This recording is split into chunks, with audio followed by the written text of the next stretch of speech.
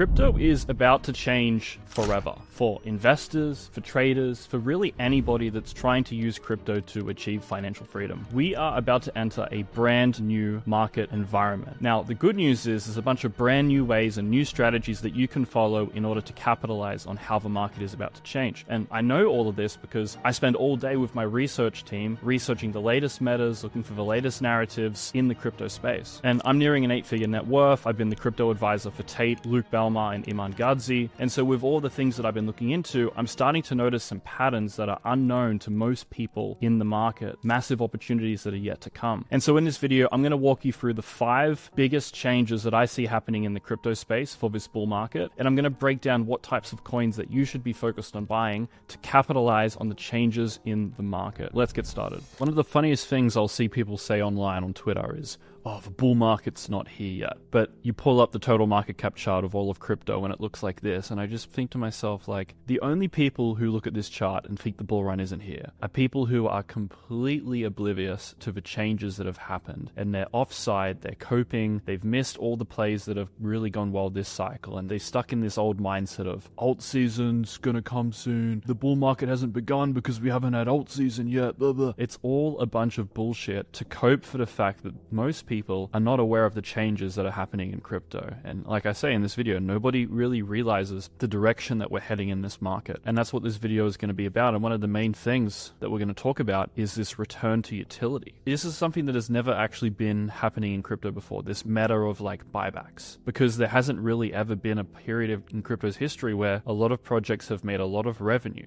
You can only do buybacks if you make revenue, and that's just never really been a thing. And the money this cycle is in front-running flywheels, and we're going to talk about what that means for those who don't know. But as you all know, meme coins have been the meta in 2024. That was really popular. That was where the money was. There was no money in utility plays last year. But the reason that this happened is because there was very little projects with real adoption. Not many projects were making revenue. Not many projects were actually getting any sort of mainstream retail adoption. And so every coin was promising the utility that some are beginning to have today, but none were actually delivering. And so obviously everyone went to meme coins. It was sort of like a financial nihilism movement. And meme coins were really great because it allowed everyone to get in at the ground floor, and it was a relatively fair, level playing field. Meme coins have obviously become not that anymore. It is a industry and sector that is basically just as bad as what utility coins were back in the day. And so meme coins are now no longer where you want to be as an investor. And I think we're going to be seeing the pendulum swing back to utility, because ultimately what we are seeing this cycle is a number of different catalysts, a number of different innovations and changes which are actually getting crypto to where we have mass adoption. And with mass adoption comes utility. And because we actually have utility with all these different coins, they're going to get a really impressive valuation. There's going to be a lot of money to make picking the right coins that have utility. And there's 6 main reasons why I think we're going to see this swing back to utility. And the first reason, obviously Hyperliquid has performed really well. And so they've sort of set the golden standard for what tokenomics should look like if you're trying to build a really solid long-term project. We also have the Trump administration openly embracing crypto. So a lot of crypto projects make a lot of revenue, like Uniswap, for example. They make tons of money, but they don't do any token buybacks with any of the revenue. So they sell tokens, make money, collect fees, make money, and the token holders get fuck all. But this is probably going to change. They're probably going to introduce buybacks in the future. And this is obviously helped by an administration that is being nice on crypto. A lot of these different gray and black hat projects and people who've done scams have had the legal cases against them brought down since Trump has got into administration. This is because when a new political power gets into power, all these different adjacent and vertical industries and sectors that are relevant to this administration, they all fall in line and they end up following the changes and the recommendations that come down from the top, which is, obviously Trump. We're in sort of like a scam cycle where you can run scams under a Trump administration and you're totally fine. And next presidential election, things might be different. If we have an anti-crypto administration, they'll probably clamp down on all the people doing all the fucked up stuff for the next 3 years. But for right now, projects are in a very positive environment. They can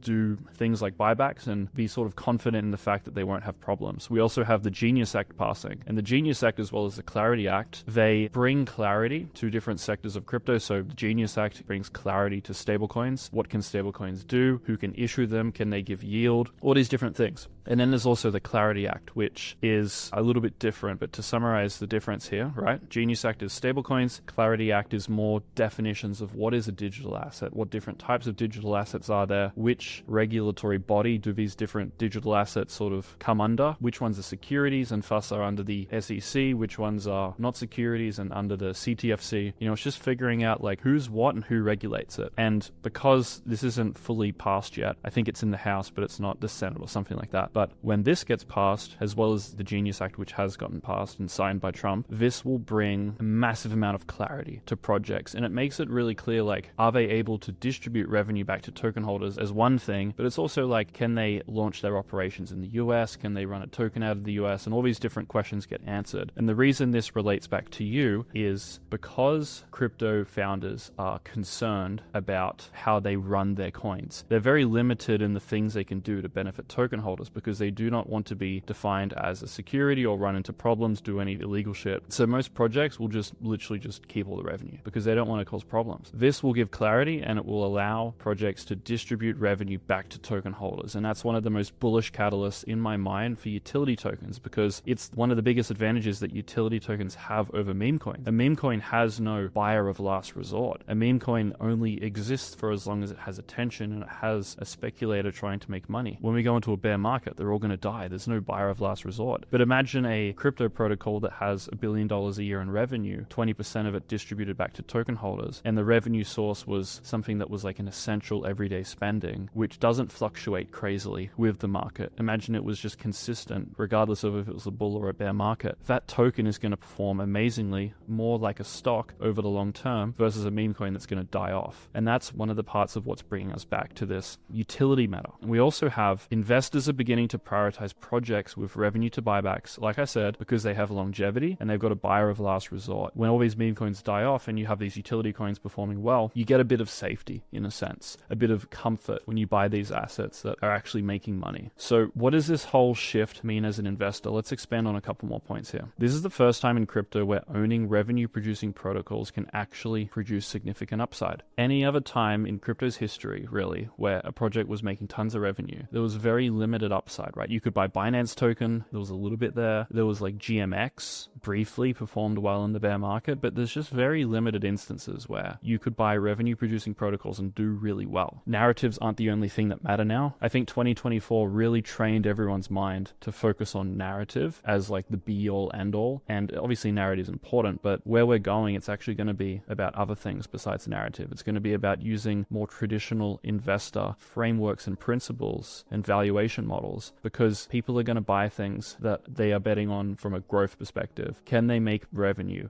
How's the revenue distributed? Is this going to help the token? How's the token integrated into the ecosystem? So tokenomics is actually becoming like one of the most important things. And team, because a really good team will be able to drive revenue. Now, coins that use revenue for buybacks can also escape the dying after one market cycle trend. So yeah, most coins die off because they are in an old narrative or they don't get success. It doesn't work out, they die off. But if a token has a lot of revenue, a lot of users, it's a real business basically. And revenue is used to buy back the token. These are tokens that are going to survive over the long term. And if you look at the tokens that are sticking around and looking like they're going to be multi-cycle outperformers, Ondo has a decent chart. They're making a lot of revenue from their products. They're a real project. Hype is sort of another example. And then I guess, Ripple's a bit of an example. People are speculating on the revenue that these guys are going to be making, but there's a few projects which are building real sources of revenue that are escaping this like dying after one market cycle trend. And then the last point is, as revenue sources are moving from speculative to more like everyday revenue sources, there's going to be a less volatile revenue.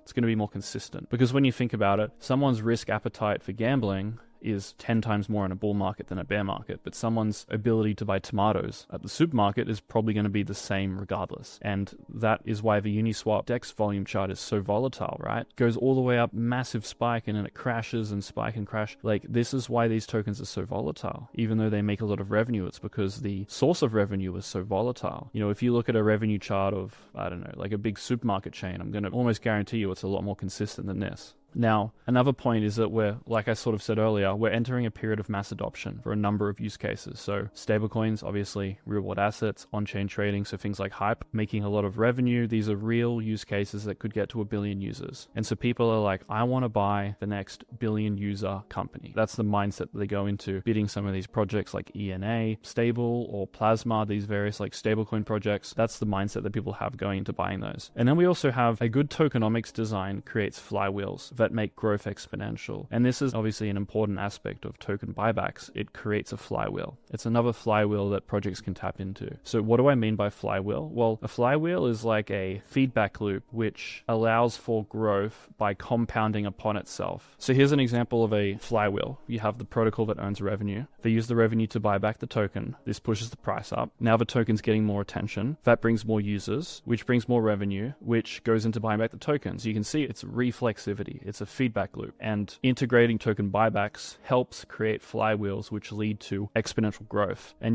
the latest flywheel is Zora. I don't think they're necessarily doing buybacks, but they do have flywheels which integrate the Zora token. So for example, people buy Zora because they want to participate in the Zora ecosystem. When you download the base app, which is this, I don't know if you guys have seen it, but the base app's been getting very popular. You can basically make content and it turns it into a token. And you can, as a user, buy creators' tokens. And the only way you can buy a creator's token is by buying Zora. So you buy Zora and then you buy the creator's post, basically, which is a token. Obviously, to buy Zora, that increases demand for Zora, which brings the price up, which attracts more users to the Zora ecosystem. User signs up to base, they buy Zora, the price goes up, attracts more people, and it's another sort of feedback loop. And there's another one here, which is the content flywheel. So the approach that Zora is taking here is by monetizing content creation for the everyday person, you make users money in a way that they can't on any other platform, which attracts users in a flywheel-like way. So when someone, let's start from here, someone starts making content, the content goes viral. Viral content makes the creators and early traders money. Both these people start telling their friends, I'm making money on this app, or they post about it online. People start seeing that the creators and the users are making money. They sign up for the app, they post content, some of their content goes viral, and you can see it's a viral feedback loop. And token buybacks is just another way to create flywheels to help grow a particular token. And you can see from a valuation perspective, Launchcoin and Zora are similar. It's about allowing creators to launch tokens, right? That's essentially what it is. Zora is making a similar amount of revenue to Launchcoin. I think the numbers are a bit off, but the concept is that both projects are making a lot of money, and Zora FDV is significantly higher than Launchcoin's valuation. Now, why is Zora worth so much more? Well, I think it has the base integration premium, but I think it also just has a way better flywheel. And like this guy says, only one has a flywheel, okay? Integrating the native token and financializing the distribution of content, which is what Zora's done, creates for Zora a flywheel which facilitates exponential ecosystem growth. Good investors going forward will be those who can spot these flywheels before they've even taken off. I actually missed this move, and I regret it in hindsight because it was actually really obvious in hindsight. Zora's getting a direct integration into base. The main thing the base app is being pushed for is for content. So they had a 100x instant increase in users of the protocol, which would kick off a flywheel. It was sort of obvious, like I should have known this. So this is like me realizing as well, and my own flaws, like this was an obvious flywheel that you could have front ran. And that's what you want to do as an investor going forward. In crypto, you want to front run flywheels because that's really like what is the tokens going exponential. They're creating flywheels. So that's the first point about buybacks. So I just want to show you guys, this is a chart with all the different revenue that different protocols are making. This is, I think, 1 day, 7 day, and 30 day. You can see there's a lot of projects making a lot of money now these days. Most of them are stable coins, trading related, lending related, so still simple use cases, but making a lot of money. And that relates back to this point here. Yeah, I think we covered the rest. So the second point is relating back to how I started this video off. People come to me and they post online, they say, oh yeah, the bull market hasn't begun yet. Yeah, we haven't seen that alt season that I saw back in 2017. The bull market's early. Like, there is no traditional alt season that's ever going to happen again. You are completely delusional. These people have no fucking clue how the market's changed. Think about it. In 2017, everyone was trading on Binance. How many coins were on Binance in 2017? Well, how many were in 2021? It was 366. How many tokens do you think there was on Binance in 2017 in its first year of existence? So imagine like 1 million people flood into Binance. There's 200 coins to buy. The fuck you think is going to happen? Obviously an alt season is going to happen. It's artificial scarcity plus massive influx of demand after Bitcoin goes parabolic. You get an alt season. This is not something that happens like in markets. This is just a very rare thing that happened a couple of times in crypto. Like, this isn't going to happen again. The new meta is sector rotations forever.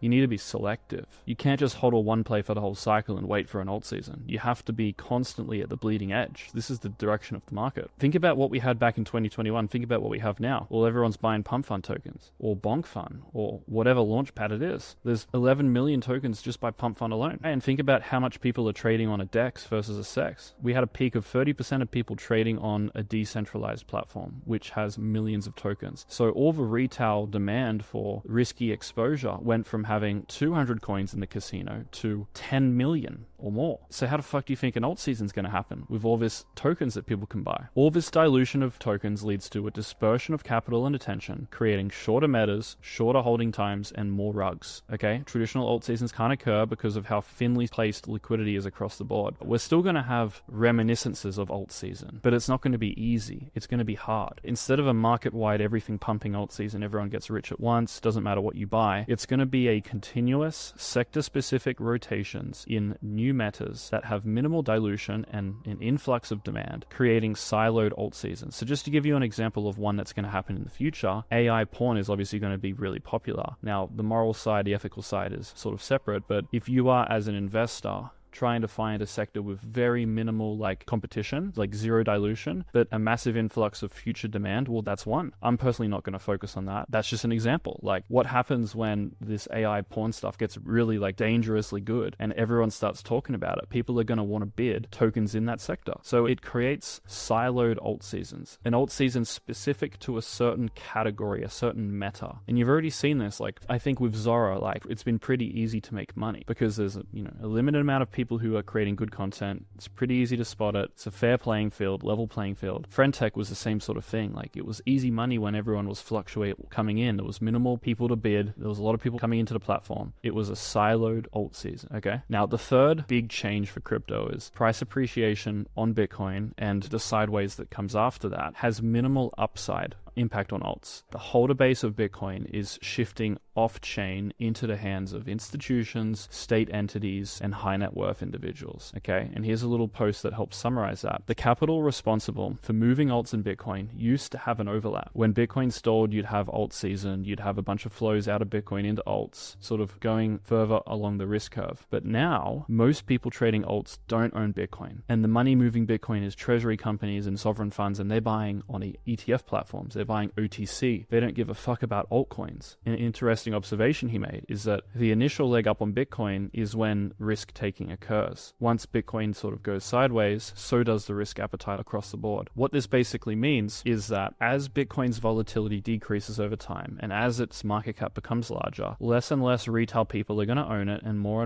wealthy people are going to own it. And this shifts the holder base off chain to people who don't bid high-risk coins, and thus Bitcoin is no longer the barometer for risk as it was previously. I think Bitcoin going up is a barometer of risk in the sense that when Bitcoin's going up, people are going to want to take risk, but I don't think Bitcoin sideways after an uptrend is where alt season happens. I think ETH is now a far more accurate barometer of on-chain risk-taking. When ETH performs well, who is the holder base of ETH? Well, ETH is still a predominantly retail-based token, right? So if ETH is to go to 10K, that's a lot of capital amongst retail who are going to bid altcoins. But even ETH is going to slowly become an institutional asset, which isn't held by retail. It's not quite there yet. Okay. Now, what does that mean for you as an investor? All these lessons that I'm giving you guys are basically telling you one thing. It's telling you that the game is becoming harder. The game is becoming tailored to people who have experience, who take it seriously, who have a real edge. If you have a real edge in the market, having a sector-specific continuous alt season is 1 million times better than having a once every 4 year, everything going up 10x pump. It's way fucking better. I like this environment that we're in way better, because if you have to wait 4 years for your fucking coin to 10x, you get one shot or two shots and that's it. If you have a continuous alt season happening everywhere at any given time, just in little sections, you're able to catch a 10x and then compound it and compound it. You can compound a 10x so many times if you're able to stay at the bleeding edge. And there's just a constant sea of opportunities. They're just smaller and you have to put more energy into finding them. It basically just means that making money as an amateur is disappearing. That's just not going to happen anymore. And making money will only be done if you are experienced and can stay at the bleeding edge. That's basically what's changing. And this is becoming more and more apparent. Here's another example. Narrative coins are now actually just fully artificially manufactured trends. There's no longer easy money. Like, for example, everybody was talking about the Indonesian kid doing the dance moves on the front of the yacht thing with the song Young, Black and Rich or whatever it was. What did that token get to? What market cap did that? I don't even know what the token's called. But that token didn't go to 500 million market cap like Chill Guy did. I don't even know what the token's called, but it didn't go to a 500 million market cap. If it did, I would know about it. So the market cap of these very popular trending memes memes, which are actual like organic trends, they don't even perform well anymore. But then you have coins like Useless, which go to a massive valuation. But Useless is a completely artificially built trend. This is just 5 to 10 massive influencers shilling some shit useless meme. This is a completely fake artificial meme coin. Like, this thing's going to die off once the insiders sell it off. This thing does not have any longevity. And so winning in the trenches, it used to be about you'd pick a good narrative, you'd pick something that has attention. So you'd buy the kid doing this and it would go to $500 million market cap like Chill Guy. But that doesn't happen anymore. Now it's about picking the coins with the best cabals, the best supply concentration, or being an insider. It's about who holds how much of the token and who can push it at the right moment. This is what meme coins are all about now, and it's sort of a gay game now. It's cringe. Like I said, 5 to 10 high-level influencers influence the trajectory significantly more than the narrative. This is because every single time we have a new trend occur, it starts off really easy to make money.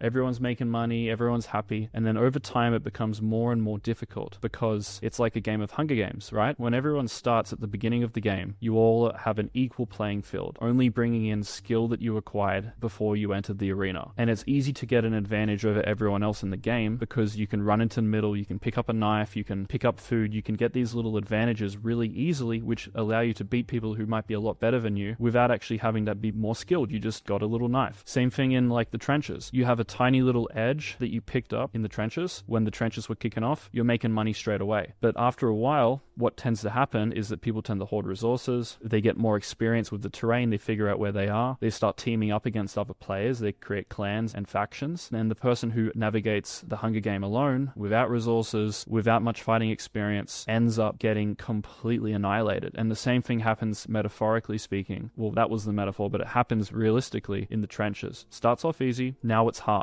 Now all the 6'3" chads in Hunger Games are all teaming up. You're basically the equivalent of this like 5 foot tall chick here, this Ranger. That's you in the trenches without an edge, this fucking Ranger, while the 3 chads over here have teamed up against you. Right? That's what the trenches have become, okay? And you just have to realize that this isn't where the money is anymore. The money is going to be in utility. The last point I want to tell you guys about of how crypto is changing is that the tech's built now. The tech's here, it's built. That's not what you're investing in. You're investing in distribution. You're trying to pick the best distributors of technology. And there's a number of different examples of this, right? Now, you couldn't invest in Pump Fund, but just as an example of a product that focused on distribution, token launchpads have existed for years and years and years, but Pump Fund made it fun. They focused on marketing, they focused on influencer connections, mimetic flywheel, and feed visibility. And that's obviously why they gained traction. They sort of created a new product, but the tech for creating tokens was already there. Zora, the most recent example, there's a number of different launch pads, but the advantage that Zora has is they got integrated directly into the base app. That gives them front page distribution to the millions of customers that are going to get sent to the base app. Okay, so it's a massive advantage over competitors like Launchcoin, which don't really have distribution. Another example, Base. Base is literally just optimism, but white labeled, and it's a super chain. But it's the same shit. They just white labeled technology that already existed and then focused on distribution. This is a very common business strategy, happened for hundreds of years. So imagine you had Base and Optimism in front of you, and you're like, okay, am I going to buy a token on the Optimism chain because Optimism is the team that built the tech and they're really techy? Or am I going to buy something on Base because they've got distribution? If you took the tech path in this situation, you got annihilated because there ain't a single coin that performed well on Optimism. Whereas if you were like, Base has distribution, the tech's built, it's really just about whoever can attract customers, you'd obviously go to Base and you would have done really well. So that's just 3 examples of this trend, and this has been happening for a while and it's going to continue to happen. And this is why TradFi getting into the space is sort of another example. We're seeing PayPal integrating crypto payments, we're seeing Stripe integrating crypto wallets. All these different existing TradFi providers are going to just use their distribution to have a massive competitive advantage over existing crypto protocols. As you guys have seen from this video, as crypto's evolving and the old frameworks stop working, you either stay at the latest edge, the latest strategies, or you massively underperform. Like, there's only really 2 realities here. And most people do not have the time or skill to do this, to stay at the bleeding edge. And that's why I run a private mastermind community. My mastermind gives people who don't have much time the ability to invest in crypto's most profitable metas, the latest metas, alongside the pros, with as little as 5 hours a week. Because I run a research team with over 20 high-level analysts where we basically scrape the entire internet for the next 100x coins together. And we also have a number of AI systems that we're currently building which will help do this. And this information is basically packaged up and handed straight to the Mastermind members in basically the lens of a long-term investing strategy. So it's incredibly simple, doesn't really need much skill, don't really need much time, don't really need to do much thinking. It's just a really simple multi-month buy low, hold, sell high strategy. And you essentially copying the pros gives you the best shot at making it this cycle if you're not confident you can compete against the market. And so if you're interested to join, it's application only. You can apply here at the website, and you can apply by either having a call with my head analyst or through the application form here. So thank you guys for watching the video. I hope you got a lot of value,